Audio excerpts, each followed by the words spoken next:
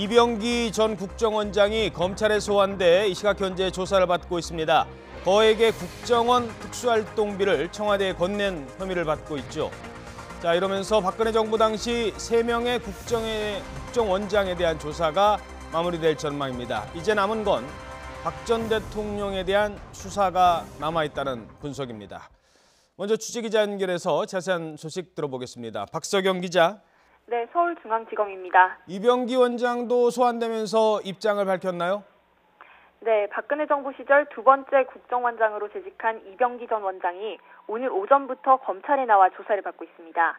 이 전 원장은 굳은 표정으로 청사의 모습을 드러내 그동안의 심경을 밝혔는데요. 이 전 원장의 말 들어보겠습니다. 우선 국정원 자금이 청와대에 지원된 문제로 인해서 국민 여러분들께 실망과 심려를 끼쳐드린 데 대해서 대단히 송구스럽게 생각을 합니다. 네, 앞서 검찰은 남재준 전 국정원장 그리고 이병호 전 원장 두 사람을 차례로 피의자 신분으로 불러 조사했습니다. 이들은 모두 거액의 특수활동비를 매달 정기적으로 청와대에 상납한 혐의를 받고 있습니다.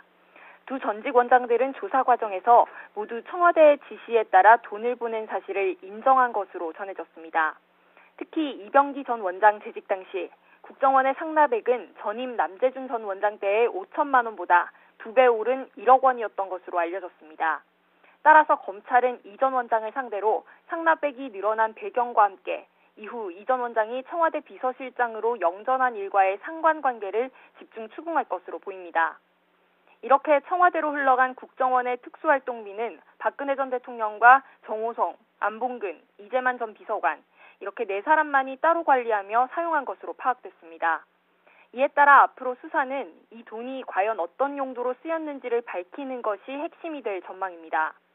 결국 이 돈의 최종 종착점인 박근혜 전 대통령 본인의 확인을 거치는 작업이 이루어져야 할 것으로 보이는데요.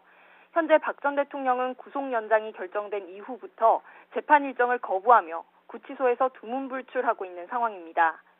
따라서 검찰은 그동안의 조사 결과를 토대로 박 전 대통령에 대한 조사 시기와 방식을 결정할 것으로 보입니다. 또 이에 앞서 전직 국정원장 3사람에 대한 구속영장 청구 등 신병 처리 방향도 함께 검토할 예정입니다. 지금까지 서울중앙지검에서 전해드렸습니다.